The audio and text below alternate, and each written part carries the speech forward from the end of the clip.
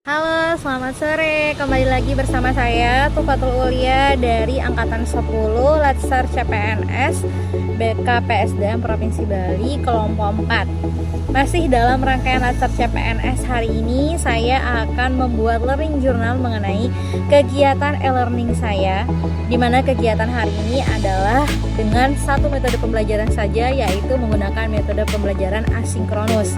Jadi hari ini saya tidak melaksanakan pembelajaran dengan sinkronus, tatap muka bersama coach, atau mungkin juga dengan kita sebut sebagai Zoom, tetapi hanya melalui metode pembelajaran asinkronus, yaitu kami diberikan tugas seperti biasa. Tugasnya ada dua. Yang pertama adalah tugas individu, ya, membuat learning journal seperti yang sekarang sedang saya lakukan. Kemudian tugas yang kedua adalah membuat tugas kelompok. Untuk tugas kelompoknya ini adalah bentuk tugas kelompok studi kasus. Jadi kami diminta untuk mencari dan mempelajari serta menganalisis satu kasus, ya, yang berkaitan dengan mata pelatihan pada agenda 3, yaitu Smart ASN dan Manajemen ASN. Jadi kami mencari kasus yang berkaitan dengan pelanggaran ataupun juga penerapan dari Smart ASN dan Manajemen ASN. Kemudian setelah mendapatkan kasus tersebut, kami akan menentukan apa saja hal-hal baik yang berkaitan dengan kasus itu atau mungkin hal-hal buruk, ya, dan implementasi atau penerapan dari Smart ASN dan Manajemen ASN pada kasus tersebut. Kemudian dari kasus itu juga kami harus membahas mengenai upaya-upaya apa saja yang bisa kami rekomendasikan agar praktik yang memang sudah baik itu bisa terus dipertahankan atau bahkan ditingkatkan, sedangkan praktik yang buruk itu bisa menjadi lebih baik atau diperbaiki, seperti itu. Jadi kami akan menggunakan teknik analisis isu, ya, seperti kemarin yang pernah kita bahas juga pada pertemuan sebelum-sebelumnya, ya. Kalau tidak salah pada pertemuan agenda ke-1, di mana teknik analisis isu ini ada teknik USG, kemudian APKL, ya.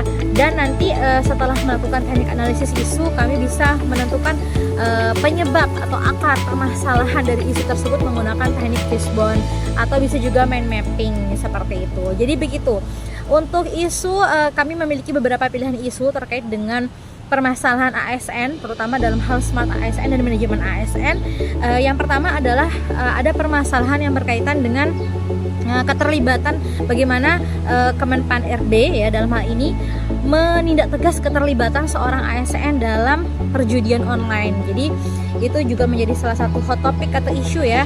Kemudian menilik jerat pidana pada kasus perselingkuhan dari aparatur sipil negara. Ini juga menjadi salah satu topik yang bisa kami angkat penerapan dari Smart ASN dan Manajemen ASN-nya. Kemudian selain itu adalah berita yang lain yang menyatakan bahwa 5 orang ASN di Kabupaten Dompu yang terjerat korupsi dan diberhentikan sementara. Nah, atau bahkan ada yang dipotong gaji, ya. Nah, itu juga termasuk dari kita akan telisik, ya, bagaimana penerapan dari Smart ASN dan juga Manajemen ASN-nya.